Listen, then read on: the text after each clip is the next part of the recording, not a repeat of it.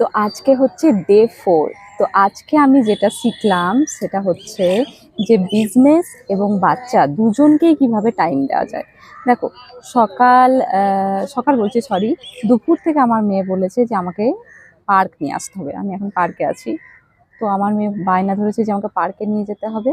আর এদিকে আমার হাজব্যান্ড বলছে যে জলদি জলদি করে তুমি সব শাড়ির পার্সেলগুলো প্যাকিং করো। তো দুইটা কাজ আমি একসাথে কি করে করব। তখন আমি কি, মেয়ে বলছে 5টার সময়তে আমাকে পার্ক নিয়ে যেতে হবে। তো আমি সেটাকে তাড়াতাড়ি করে খেয়ে দিয়ে প্যাকিং করা স্টার্ট করে দিলাম শাড়িগুলোর।